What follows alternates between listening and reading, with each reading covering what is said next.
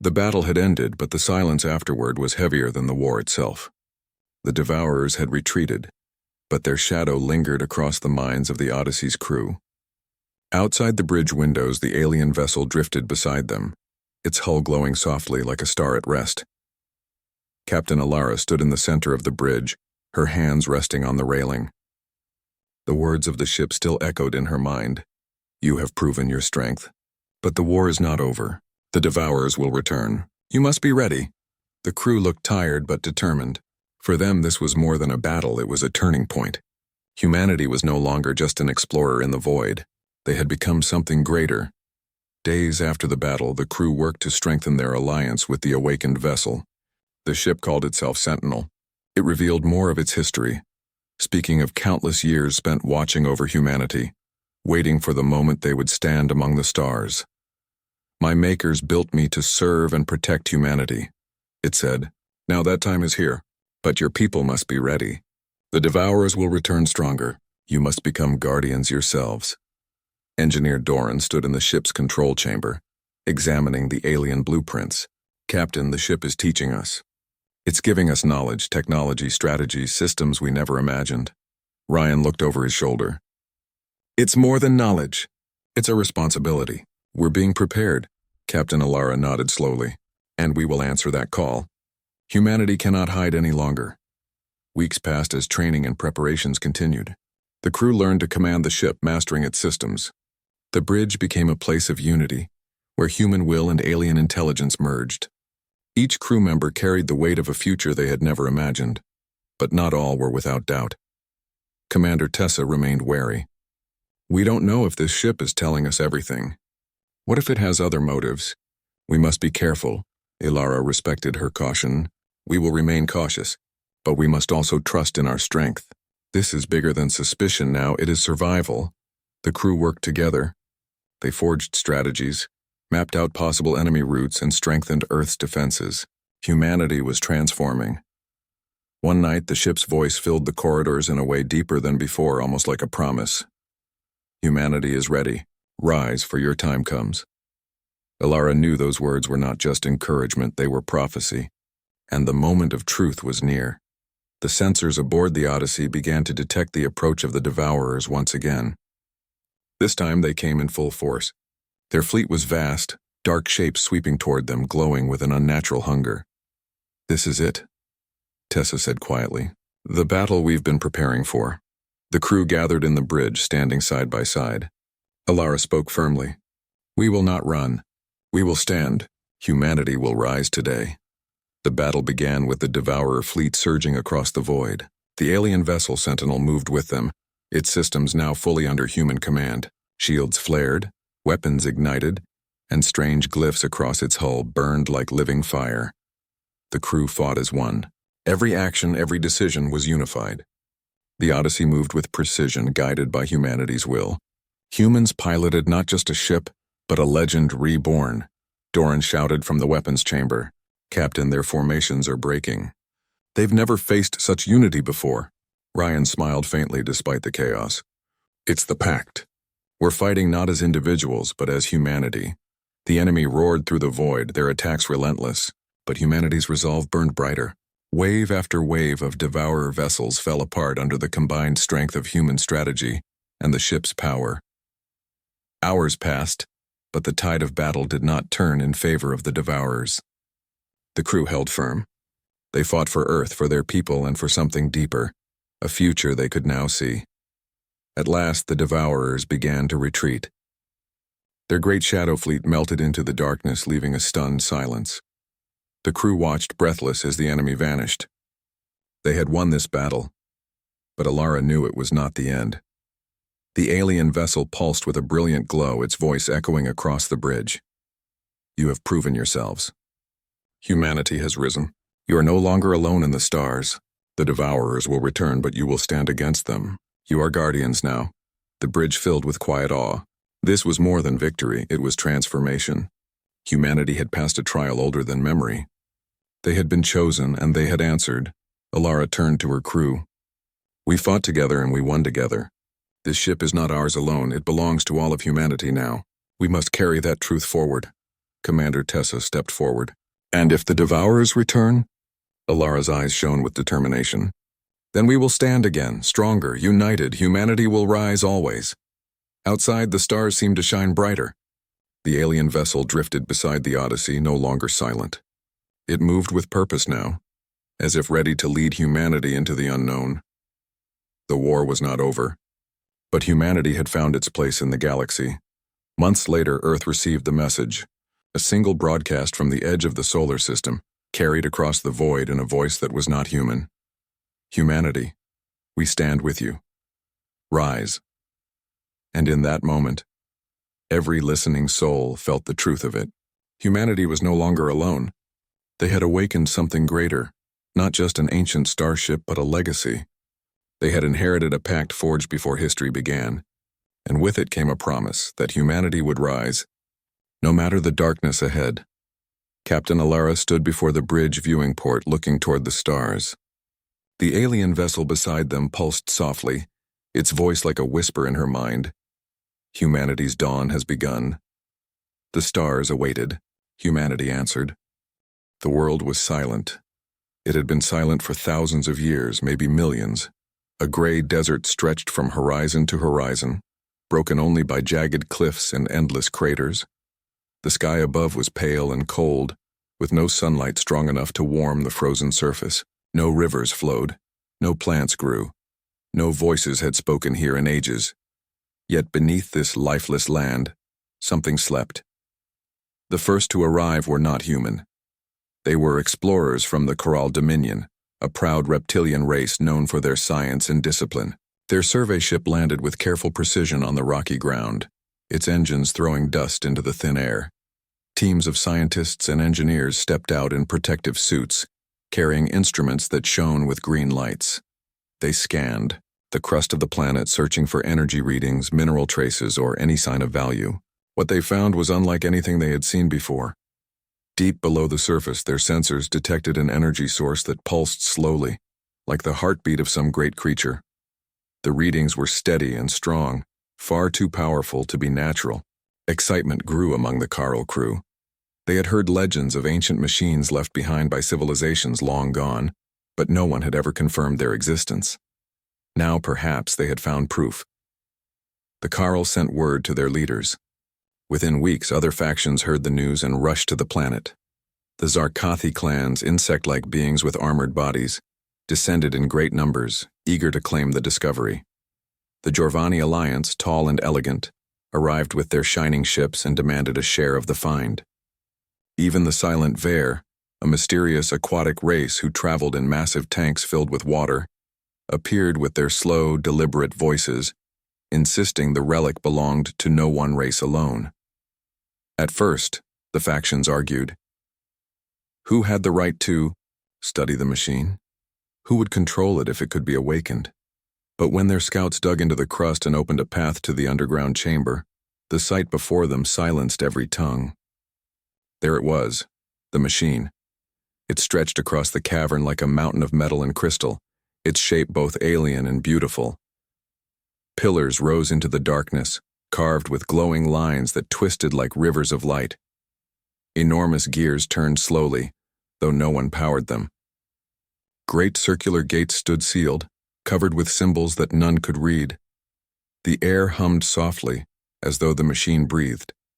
Even the boldest explorers paused, awed by its size and age. It was not simply a machine. It was a monument, a presence. As if the builders had wanted their work to be remembered forever. The aliens set up camps around the chamber. The Zarkathi built scaffolds on the walls, climbing like insects over the machine's surface. The Jorvani brought instruments of delicate glass and gold, placing them carefully to read the flow of energy. The Chorale filled the air with their calm voices, speaking of equations and patterns. The Ver floated in their tanks, staring silently at the structure as though listening to it.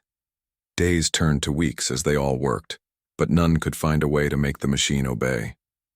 The machine seemed aware of them. At times its lights flickered when touched. At times a deep tone echoed through the cavern, shaking the dust from the ceiling. But no matter what they tried, it never gave more than that. The Zarkathi tried, brute force. hammering with claws and machines to pry open a panel, but the surface healed itself instantly, smooth as before. The Yorvani sent streams of energy into its core, hoping to awaken it, but the machine simply absorbed the power and gave nothing back. The Carl spoke in logical codes, sending patterns of mathematics into its circuits, but the machine stayed silent. The Vare sang in their watery voices for hours, hoping to awaken memory, but no answer came. Frustration grew. The factions accused each other of hiding progress. Some claimed only their species had the wisdom to unlock the device. Arguments turned to shouting and shouting to threats. The cavern echoed not with the sound of discovery, but with suspicion. And all the while, the machine slept. Far away, on the edge of the sector, a small human vessel drifted into the system. The ship was not grand like the Jorvani cruisers or fierce like the Zarkathi warships. It was a simple exploration craft, old but reliable. On board were 12 men and women from Earth, part of the United Terran Survey. Humanity had only entered the galactic stage a few decades earlier, and most races still thought of them as little more than children. They lacked fleets, they lacked colonies, they lacked wealth. But what they had was curiosity, and curiosity drove them far from home. Commander Ilara stood at the viewing window, staring at the pale planet ahead. She was not tall, not intimidating, but her eyes held steady determination. Beside her, Engineer Malik adjusted the ship's sensors, frowning at the strange readings from below the surface. The data spoke of something vast and alive with power. They had come expecting little more than a barren rock. Instead, they had found a secret that others had already begun to fight over. Multiple signals down there, Malik said quietly. Zarkathi, Jorvani, Karal, even the Vare. Looks like they've beaten us to it. Ilara nodded. Then we tread carefully. We're guests in this part of space. Still, whatever they've found, we'll see it with our own eyes. The ship descended through thin atmosphere, landing far from the main camps to avoid conflict. The humans wore simple suits and carried tools that seemed almost primitive compared to the alien devices. Yet their steps were steady as they moved, across the dust, following the path that led underground. When they entered the chamber, they stopped in wonder. The machine stood before them, vast and silent, its lights pulsing faintly like the heartbeat of a star. Around it, alien camps bustled with activity, tall Yorvani voices echoing, insectoid. Zarkathi clicking to one another, reptilian carol muttering in logic streams, the deep hum of the Vare vibrating through water tanks. None of the aliens spared the humans more than a passing glance. To them, humanity was too young, too weak to matter here. But Ilara's gaze was fixed on the machine itself. Her people had not seen such things before. Yet something in the rhythm of its glowing lines, something in the slow pulse of its lights spoke to her. Not in words, not in logic, but in feeling. She could not explain why, but she felt as though the machine was not ignoring them. It was waiting. The humans set up their own small camp at the edge of the cavern. While the aliens argued and shouted, the humans sat quietly, sketching the patterns, tracing the lines, listening to the hum. They did not yet know what role they would play, nor how the ancient machine would respond. But one thing was certain. This was no ordinary discovery. It was the beginning of something that would change the galaxy forever. And the machine was listening. The underground chamber had become a city of tension. Lights from dozens of alien camps reflected against the metallic walls, turning the cavern into a shifting glow of green, gold, and blue. Machinery hummed, voices rose and fell, and footsteps echoed across the stone floors. Yet in the very center, the ancient machine sat unmoved, its vast gears turning slowly as if ignoring every effort made to awaken it. Every race tried. Every race failed. The Zarkathi were the loudest. They marched around the chamber in groups, their armored legs clicking against the stone. Their leaders shouted commands, their warriors beat against the metal surface with claws and heavy tools, hoping to break through. At times sparks flew, but the surface never yielded. Each mark vanished in seconds as if the machine healed itself. Their frustration grew until their sharp voices echoed angrily through the cavern. The Yorvani, by contrast, remained calm, but proud. Tall and graceful, they stood in robes that glimmered like starlight. They believed only their refined knowledge could solve the mystery. Their scholars arranged long strings of crystal instruments and fed beams of controlled energy into the machine. They believed the ancient builders must have been like them, elegant, logical, noble, but the machine only absorbed their energy without change, as though swallowing their efforts like drops of rain into an endless ocean. The Karal approached the problem with patience. Their reptilian eyes glowed in the dim light as they calculated endlessly, sending streams of coded pulses into the structure. They used equations, patterns, and logical symbols, all meant to speak to a device designed for reason. They were certain their method was correct, yet the machine never gave more than a faint flicker of light in response. The Vare, floating in their great water tanks, spoke less but tried differently. Their deep voices rolled out in songs long and slow, as though calling across centuries. Their songs filled the chamber with a vibration that made the stone tremble. The sound was haunting and beautiful, but the machine gave no reply. As weeks passed, tempers grew short. Camps were no longer peaceful. Sarkathi warriors argued with Jorvani scholars. The Karal accused the others of disturbing their calculations. Even the silent Vare began to show impatience, their deep tones vibrating sharply through the air. Small skirmishes broke out in the tunnels above, and suspicion hung over every glance. Through all this, the humans remained on the edge of the cavern. Their camp was small, their equipment simple, but they did not try to force the machine. They watched. They listened. Commander Alara walked among her crew, her calm voice steady even as the cavern filled with rising anger. She knew her people were being ignored. To the others, humans were latecomers, too new to the stars to matter. That suited her well.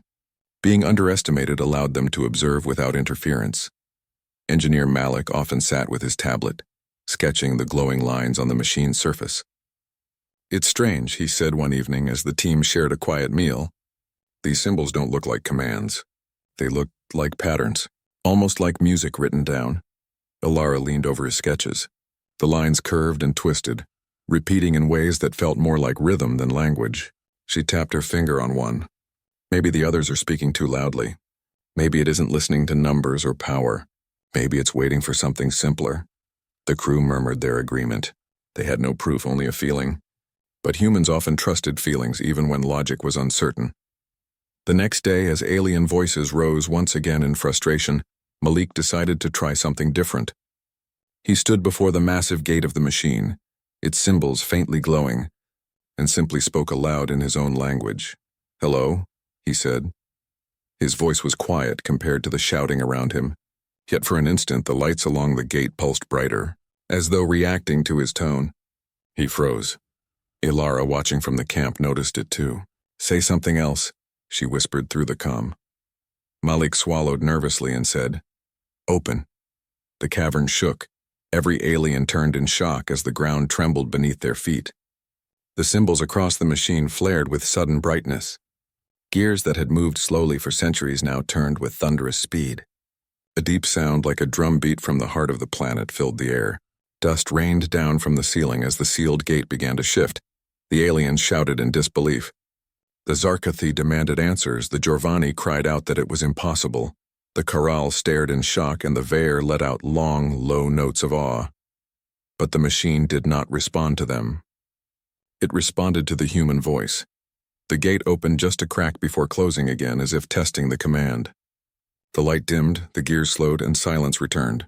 But no one could deny what they had seen. The machine had obeyed. All eyes turned to the small human camp. For the first time, humanity was not ignored. Ilara stood firm, her crew gathering around her. The silence was heavier than the rumble of the machine. Finally, a Jorvani scholar stepped forward, his voice sharp with disbelief. "What did you do?" Malik hesitated, but Ilara answered calmly. "We spoke. Nothing more." The chamber erupted. The Zarkathi accused the humans of hiding secret codes. The Karal demanded the exact words repeated. The Jorvani insisted it must be trickery. Even the Vare sent vibrations of confusion through the air. Ilara raised her voice. "We used no code, no energy beam, no formula. Only a word." No one wanted to believe it, but none could deny what they had witnessed. The days that followed were filled with chaos. The aliens pressed close, demanding demonstrations, demanding to know the truth. Some threatened, others pleaded. Yet whenever the humans spoke to the machine with simple commands, show, stop, move, the ancient structure obeyed in small ways. A panel opened, a light shifted, a gate unlocked for a moment before closing again. Each command worked only when spoken by a human. No alien voice could copy the effect. No matter how carefully they mimicked the sounds, the machine remained silent to them. The balance of power in the chamber shifted overnight. The youngest, weakest race had achieved what none of the mighty civilizations could. Humanity had become the key to the greatest discovery in the galaxy. Alara felt the weight of that truth. Her people had not sought power. They had only come to learn. Now every faction looked at them with new eyes, some filled with fear, some with anger, some with hope. She knew the real struggle was only beginning. The machine was no longer silent. It had chosen to listen, but what it would reveal, and why it listened only to humanity, remained a mystery. The cavern felt different now. Where once there had been only noise and frustration, there was now a quiet tension like the calm before a storm. The ancient machine had responded. It had obeyed, and it had done so only when a human spoke. Every camp turned its eyes toward the small group of Terrans at the edge of the chamber. For days the other races had laughed at them, treating them as children. Now those same voices whispered in disbelief, suspicion, and even fear. The humans had become the center of every gaze, and the weight of it pressed heavily on Commander Alara's shoulders. Her crew was nervous. Engineer Malik kept replaying the moment in his mind, almost unable to believe it had happened. "I didn't do anything special," he told Alara one evening as they sat near the glow of a small lamp. "I just said the word. I didn't use force or logic or code, just a word. Why us, why me?" Alara looked at the massive machine, its faint light pulsing slowly in the darkness like the breathing of some ancient creature. "Maybe it isn't about power," she said softly. "Maybe it's about being understood." The others leaned in to listen. Dr. Leon, the team's linguist, nodded thoughtfully. She had spent her life studying languages across the stars, mapping words and meanings between species. "The symbols we traced earlier, they don't look like commands. They look like patterns, like songs, like something meant to be spoken, not forced. Perhaps our language, or something in the way we speak, matches the old builders more closely than the others." "An accident?" Malik asked. "Maybe," Leon said. "But maybe not. Maybe humans are closer to them than anyone realizes." The idea unsettled them all. If true, it meant that humanity, the youngest race in galactic space, carried something unique that tied them to the ancients who had built this machine. The next day, Alara decided to test the theory. While the other races watched with sharp eyes, she approached the machine herself. The surface glowed faintly as she stood before it. Taking a breath, she spoke a simple word. "Show." At once a panel slid open with a deep hum. Light spilled out, forming shapes in the air, lines of symbols rotating gently as though waiting to be read. Gasps rose from every corner of the cavern. For the first time, the machine had revealed more than just movement. It was trying to communicate. Alara gestured for Dr. Leon, who hurried forward. The linguist's eyes widened as she studied the floating symbols. They were complex, layered with meaning, but there was rhythm in them. They pulsed like verses of poetry. "It's not just writing," Leon whispered. "It's music. Look at the repetition, the rise and fall. They wanted this to be spoken, to be sung."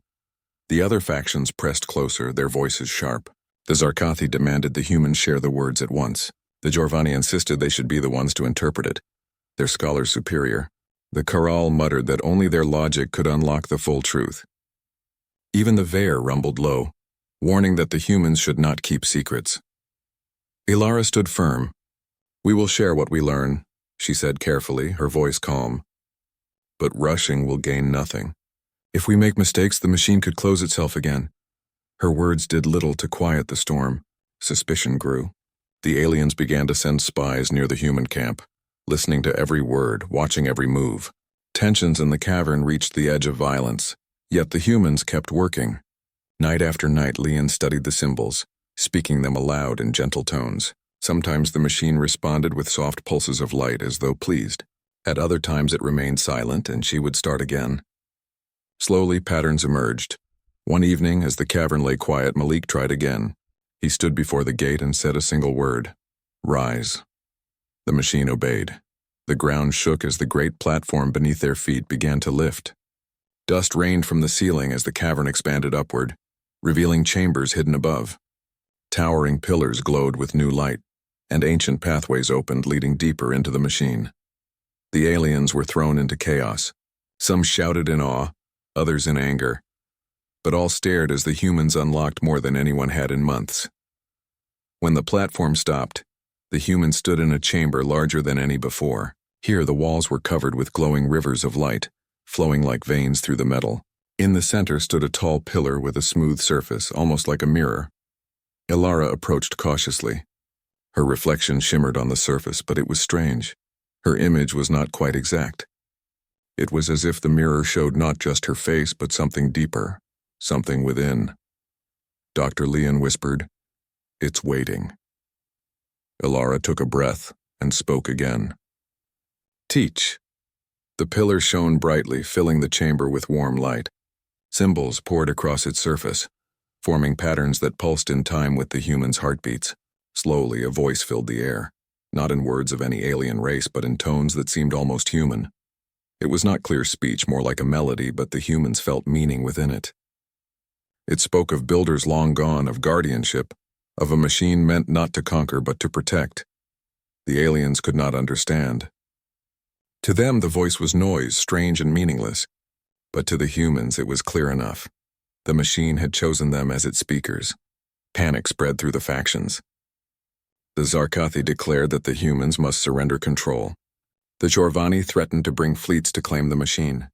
The Karal demanded that the humans share every word, while the Ver sang in warning tones of balance being broken. Ilara knew the danger. If the factions turned violent, the chamber could become a battlefield. Yet she also knew something deeper. This machine was not a weapon to be claimed. It was a trust left behind by those who came before. That night she spoke quietly with her crew. "We cannot let them use this for war. If we unlock too much too quickly, it will only draw blood. We need to understand why it listens to us and what it wants from us." The crew agreed. They had not come for conquest. They had come to learn.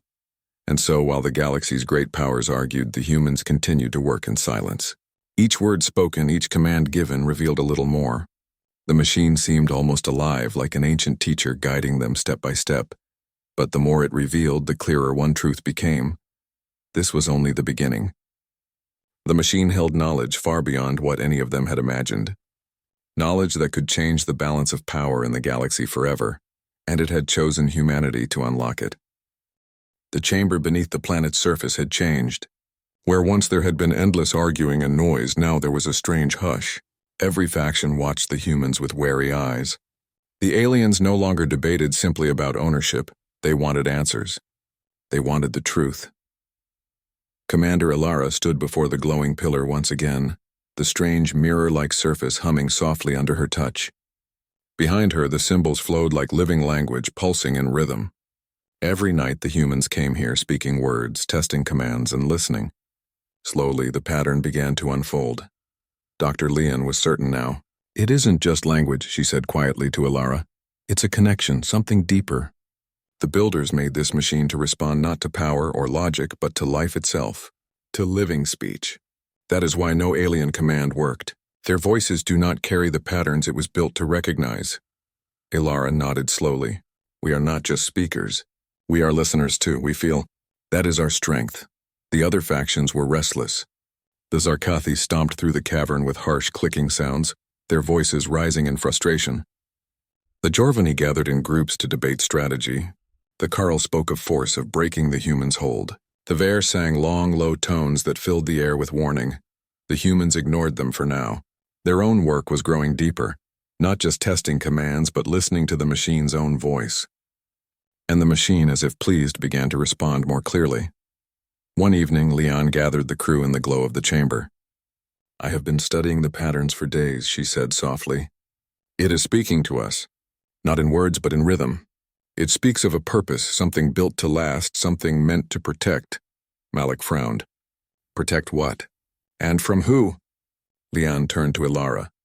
"I think it is a guardian, a keeper of something important, something the builders wanted preserved long after they were gone." Ilara's mind wandered back to the first moment they had spoken to the machine. One word had opened it, then another had revealed more. Now they could see that the machine itself was a language, and humanity was the first to speak it. The chamber trembled one night without warning. The glowing pillar flared brighter than ever before. Symbols rushed across its surface like falling stars. The humans gathered close, instinctively knowing something was happening. A deep voice filled the chamber. Not words they could understand, but a melody they felt deep in their bones. It was as if the machine was speaking directly to their minds. The voice spoke of the builders, an ancient civilization who had once filled the galaxy with wonders beyond imagination. They had created the machine as a guardian, a living archive of knowledge. It was not built for war but for preservation. It had been designed to wait, to listen, until a voice came that could understand it. And that voice, the machine seemed to say, belonged to humanity. When the voice faded, Ilara turned to the gathered aliens. Their eyes were wide with shock. The cavern was silent except for the low hum of the machine. The Zarkathi were the first to speak. "This is unacceptable," their leader hissed. "A human voice has opened a machine older than the stars." "We demand control," the Jorvani added sharply. "We cannot allow this knowledge to be in the hands of one young species. The machine belongs to the galaxy." The Corral stepped forward, speaking in measured tones. "If they will not share the knowledge freely, we must take it by force." Even the Veer sang in deep warning, their tones warning of imbalance and danger if the humans held the power alone. Ilara raised her hand for silence. Her voice was calm but firm. "This is not a tool for power. It is a trust left to us. We must decide wisely. If we hand it over without understanding, we risk destruction. If we misuse it, the same fate could befall the galaxy." The factions' voices rose again, louder this time. Accusations and demands filled the chamber. Ilara knew this would not end peacefully. Whoever controlled the machine would control a power unlike anything known in history. That night, as the other races argued outside the human camp, Ilara called her crew together. "We must understand what the machine wants from us," she said. "Not what we want from it. If we fail, we give the galaxy to whoever takes it by force." Dr. Leon nodded. "It is teaching us, but slowly. We must follow its pattern. We speak, it answers. We listen, it shows us more," Malik added quietly. "And it responds only to us, only human voices." Ilara looked toward the glowing pillar in the chamber. "That means the builders left this for us, not the others. That means we carry a responsibility they trusted us with." The crew worked silently through the night. Each word they spoke seemed to pull more of the machine's secrets into view. New panels opened, revealing corridors lined with crystal and metal, chambers filled with symbols and patterns that danced in the light. They found fragments of history, stories of the builders, their rise and fall, and the purpose of the great machine. It was a library, a teacher, a protector, and most of all, it was waiting for a species worthy of its trust. The next day, Ilara brought the leaders of the factions together. She spoke calmly, her voice carrying clearly through the tense chamber. This machine was never meant for conquest. It was built to protect life. It was built to wait for those who could speak to it. That voice belongs to humanity, but that does not mean it belongs to us alone. We must decide together how to guard this gift. The room fell silent. Every faction felt the weight of her words. The Zarkathi's armor-clad bodies shifted with unease. The Jorvani lowered their heads in thought. The Carl's tails tapped against the stone floor. The Veer's low song filled the air with warning and longing. No one spoke for long minutes. The future of the galaxy hung in the balance. Finally, a voice rose from the crowd. Not an alien voice, but Ilara's. She looked at the great machine, its glow steady and deep. "We stand at the edge of something greater than any one race. The builders left this for a reason. We must honor that reason. We must choose to protect life, not to control it." Her words echoed through the chamber. The machine pulsed softly as though answering her. The aliens looked at one another, uncertainty and awe in their eyes. For the first time, there was no arguing. The factions knew they had reached a moment beyond politics. This was not about power. This was about trust. The revelation was clear. The machine was not a weapon. It was a legacy, a gift, a test. And humanity had passed its first trial. But the deeper truth was still hidden. The machine had more to show them, more to teach, and it was waiting for the next word,